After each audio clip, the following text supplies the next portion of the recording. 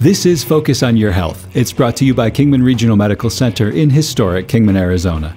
I'm T.G. Lafredo, and this week I'm coming to you from KRMC's Wallapai Mountain campus. And every week on the program, I bring you stories of health and wellness from KRMC and the community it serves. And this week I'm excited to bring you a patient story. My guest is Marie. She's been working with Thomas Bress. He's a licensed professional therapist, and she's been taking part in his group on chronic pain management. We'll discuss Marie's background with chronic pain, what she has gained from working in Thomas's group, and how it helps her in her daily life. Marie, welcome. Hi, thank you, TG. Thank you for having me. Yeah, thank you. So I've been looking forward to our conversation. Just recently I spoke with Tom, and I learned a lot about his chronic pain group. How did chronic pain become a factor in your life? Chronic pain became a factor in my life when I was just about 76 years old, 77. Up until that time, I had no pain. My life was carefree of pain, and so I didn't know how to deal with it. I had worked in an office my whole life, and when I hit 74, I thought, I'm going to start my own business because at 74, it's hard to find a job. So I started a house cleaning business, and I was cleaning for people, and they would save things for me to do, like go under the bed, I dropped my ring, so I was flexible and I was able to do all kinds of things. And then one day my customer said to me, "You have bad back." And I said, "No, I don't." She said, "Yes, you do. I want you to go to my chiropractor and I want you to see what he has to say." So I said, "Okay, I'll go." So he told me, "I don't want to touch you until you have x-rays." So I went for x-rays, and that's when I found out that I had spinal stenosis and that I have very bad degenerative arthritis. And just, of course, I'm 85. At that time, I was about 76. And so old age was creeping up on me, too. Little by little after that, that was when the pain started. And then it became almost unbearable at times. If I lay down or sit in a chair, I'm fine. So I could sit all day and be a happy camper. But if I get up to clean the house or cook dinner or anything like that, I feel like a giant is grabbing my waist and my back and pressing in. Very painful. And then because of the spinal stenosis, I was told that the pain will generate down into your legs. So my legs were affected walking. And at that time, when I hit 80, my husband bought me a walker.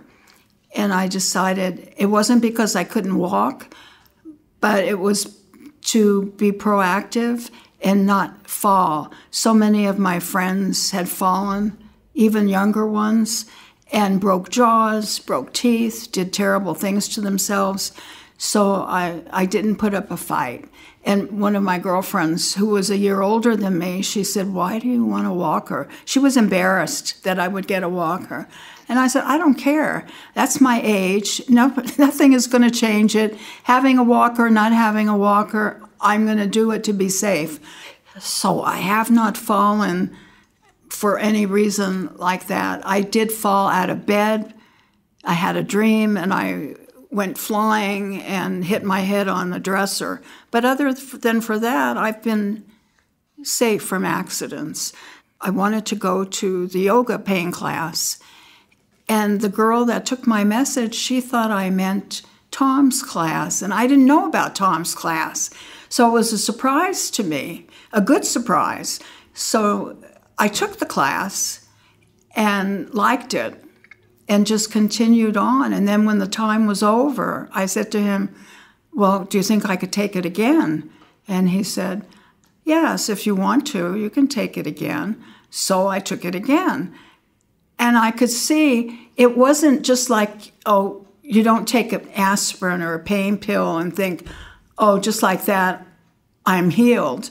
But I could tell from time, as time went on, there was improvement in me, in my attitude, in my husband saw an improvement.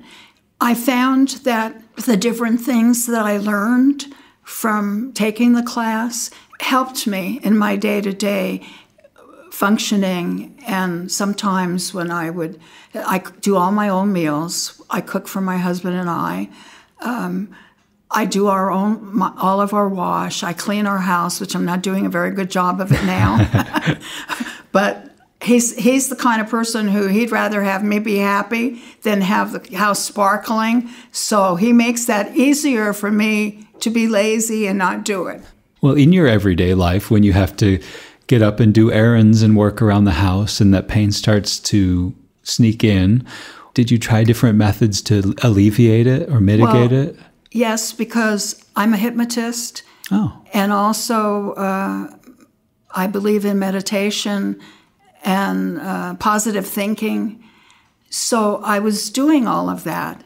But I found that I got bored with hypnotizing myself. I wanted to ask, is self-hypnosis an option for something like this? Yes. Yeah. Oh, yes. It's an option.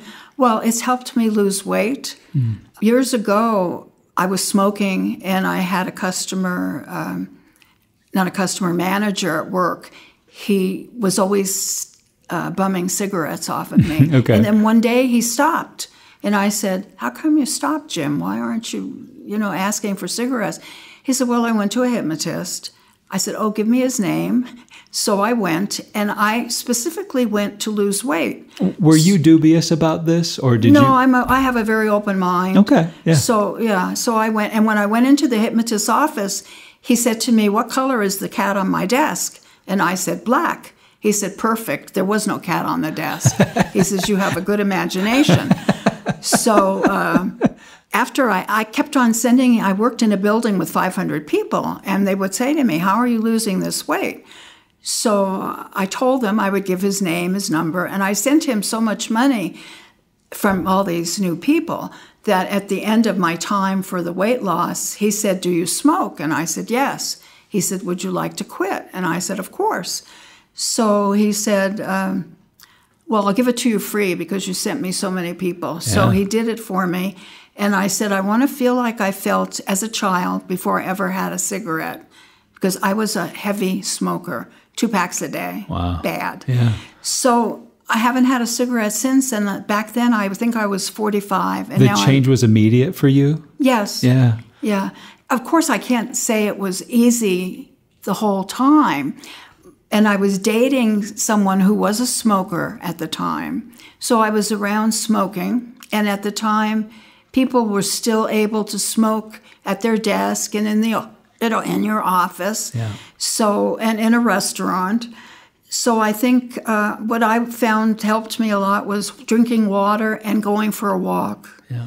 I feel that your mind has a lot to do with how you feel and what you do.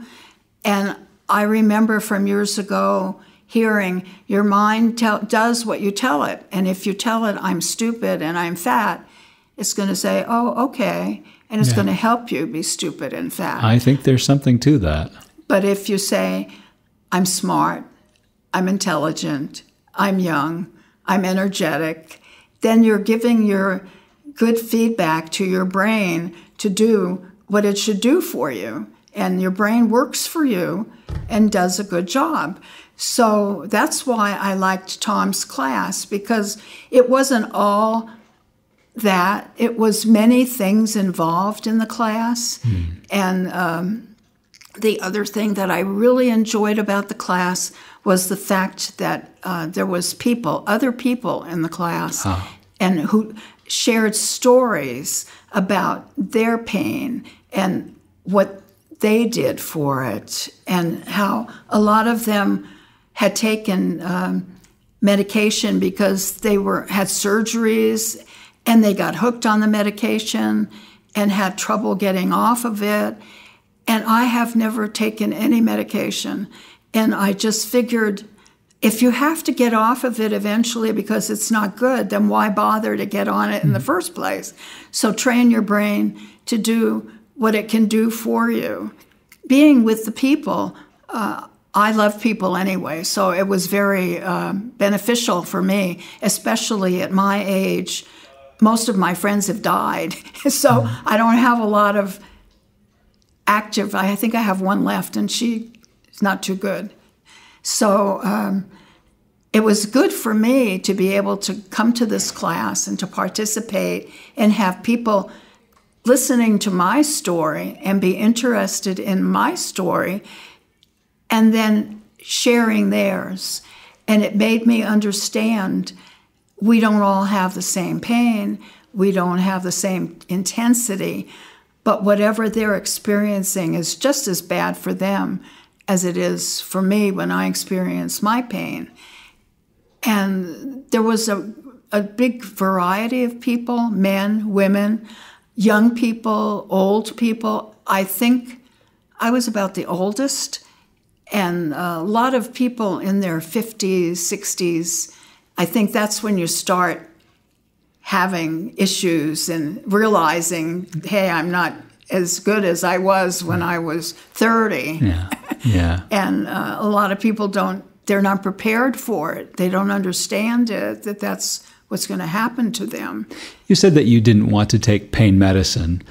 When you got to hear the stories from the other people in the group, I imagine many of them had that kind of background where they had to go through that. Did that confirm for you that definitely. You had made the right choice? Yes. My history with pain medication started when I was married to my second husband, who I am divorced from now. And I was feeling very poorly. And I went to his family doctor. And he wanted to give me Valium. This was like 70s. I think Valium must have been the in thing at that time. And I said, no, thank you. I said, I don't want to cover up my pain. I want to get rid of it. So I got divorced. So I fixed that problem. Yeah, because I saw so many people, even in my family. My first husband was an alcoholic and used alcohol and drugs. Yeah. And my son passed away, and he was an alcoholic. And I found that people try and medicate themselves and try and cover up their issues. And I went to visit a girl that I was friends with in high school, and I was in my 50s at that time, and she was pouring champagne. It was in the middle of the day. She said, you want some? And I said, no, I have to drive home. I don't want to drink anything right now. It was daytime. I was the kind of drinker back then where if we went out to dinner, I'd have a glass of wine, but no, not, And I realized that she was medicating herself, drinking that much. So that everything that I saw in life reinforced me to not want to do any of those things. My son said to me one day, you don't smoke, you don't drink, you don't take drugs. He said, what do you do? I said, I just enjoy life. And I find that that's what people don't understand. I was talking to someone who said, oh no, to us, going out and eating is the big thing and having a drink, and that's what's fun to us. Well, my husband and I don't drink anymore. Not like we're against it, but we just chose not to. At this age with medications, it's safer not to drink. It's complicated, yeah. So we just don't drink. Yeah. And then I have a third, I'm stage 3 I have kidney disease, and I'm stage 3 in kidney disease. And my numbers improved from one visit to the next about 3 or 6 months later. She was very happy that my numbers had improved. And all of this has been reinforced through Tom's class. I knew many of the things that I learned from Tom's class. I think as you age, you gather information and common sense, certain things. But his class brought it up front, made me realize, made me think, stop and think, doing the homework, during the questions that they ask. It made me stop and think about all the things and brought me to the present. And I find that people aren't mindful enough. That's how accidents happen. They're not paying attention. They're not in the present moment. They don't think about what they're doing. They get off in la-la land, and they're thinking about going home and seeing their wife, or what the kid is doing at school, or, oh God, I have to pay a bill. And you have to be in the present. You have to think about what's going on now, what's important. Stay grounded, right? If you're just joining us, this is Focus on Your Health. I'm T.G. Lafredo, and this week on the program, my guest is Marie. She's been working with Tom Bress. He is a licensed professional therapist at KRMC, and he leads a group on chronic pain management. We're talking with Marie about her experience with chronic pain and in the group. Marie, thinking about the chronic pain group, can you give a few examples or an example of something specifically that you worked on in Tom's class that resonated with you? Yes. One of the things that was really wonderful that I really liked, I think it was, there's 8 lessons, and it's 8 weeks, 8-week course, and it's a 2-hour course. And I think it was around the 5th or 6th lesson, we did an exercise for relaxation, and you start at your toes, and you flex your toes, you like stiffen and then relax, and you just work your way up your body. You can do it. You do it sitting in a chair. You push your legs out. You stiffen your calves. Do your knees. Do your thighs. Stiffen. Make it tough, and then relax. Move your arms. Move your fingers. Move your hands. Move your neck. Move your head. It only takes, it sounds like it might take a long time, but if you find you're having a stressful day, something is bothering you, just sit down and do that. And you come out of it feeling more relaxed, calmer, and what was bothering you may not be as in front of how you're feeling about it. You can push it aside and not be affected as much. So that exercise I really liked. Mm-hmm. The other thing that we did was think about what are good things about yourself, and talked about being assertive and not being assertive enough. Some people have a problem with saying no, and then it gets inside them and it bothers them. And we talked about how stress can bring on pain. Writing, take 10 minutes and write out what is affecting you, what's bothering you. And just breathing. Breathing is a very important thing, too. We learned how to breathe properly. Breathing has been a topic when I learned hypnotism, when I learned visualization, and now with this class. It's very important to breathe properly and to breathe, because people have a tendency not to breathe. They get in a stressful situation and they tighten up and they don't breathe. Kind of panting, right? Yeah. They don't do. And you need to breathe from your belly and make your belly move.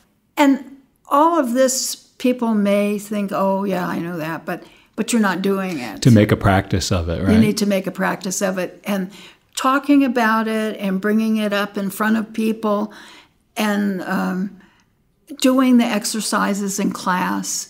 And then he did play some calm videos, music that we sat and listened to a couple of times. So by the time I got out of the class, I was feeling, I hated to leave. I enjoyed it. It was a very good experience. And he has a new one starting, and I'm planning on taking the next one until they kick me out. In my recent interview with Tom, he said, one of the things that we begin with is a lot of people have a fear about pain, and it just makes the situation worse. It is that this move hurts, or to do this sort of thing hurts, and so I won't do it. But then as I don't do it, I become less mobile and more sedentary, and then the pain becomes worse. Have you experienced that in your life, or have you seen that with some of your classmates that they've gone through that? Oh, yes, definitely. Yeah. Yes, I've seen that in my life, because during COVID, before I started taking Tom's class, I had a tendency to just sit in my chair, because when I sat in my chair, all was good with the world. I had no pain, so I didn't move. And then when I did move, then that was when I had issues. Yeah. Most of the people that were in my class, in all 3 classes, it's the same theme running, that it's difficult for them to do chores and to do things that they didn't even think about when they were younger. You went to work and then you came home and you cooked and you cleaned and you did dishes and you played with the kids and, all this was going on. Yeah. And now with this pain seems to come on with either a lot of them may have had some real physical disability, or they had a surgery, a bad surgery, or they had bad arthritis. Some had some type of diseases that affected them. So everybody's pain was different and the cause was different, but they all experience the same. Inactivity creates pain. For sure. You talked about some of the bouts of pain you dealt with in the past. Where is your current state of pain? My current state of pain, I'm not in pain. It comes and goes every so often. I can't say life is perfect, but all in all, I have other things to do.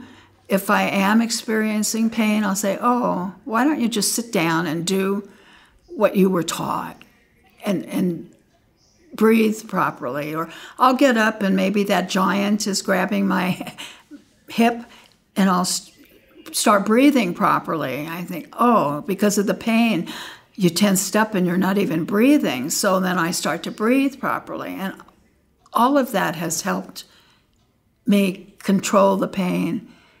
I can't say that it's going to be a magic pill and take pain away totally, but you learn different ways of living with it, controlling it, and I think accepting it. Not fighting it. Mm-hmm. Roll with the punches. Mm-hmm. Yeah. Well, I would like to ask what you would like to accomplish now that you have very little pain that you're dealing with. And I ask it that way because it's clear you're someone who gets a lot done. You were starting a business in your mid-70s and you're active and your mind is very active. And, now that you feel like you have this improved function and less pain, what is it? Would you be willing to share a goal? Oh, yes. I have lots of goals. I like to play the keyboard. I like to play by ear. So it's a good form of relaxation. And I like to write music. And that's one of my goals. I like to write. So I'll be writing. I write poetry, short stories. And I've started on my life writing, but I get sidetracked. And stained glass. I want to learn how to do stained glass. So that's a goal, too, that I want to do. Marie, it's been such a pleasure to speak with you, and the time has flown. In the moment we have left, I'd like to ask you this. For those who are listening and who are experiencing chronic pain, what sort of advice would you give them? I would give them to be more mindful about themselves, especially on a day when you're not feeling well. Go out and do something kind, do something good for someone else, and try and be around people, other people. Isolation is not good. Being alone is not good, and some people are not social, but push yourself to be a little more social and do something kind. Open a door for somebody. Take a dish to some poor old man who can't cook, or just smile at somebody and say hi. I think that's an important thing.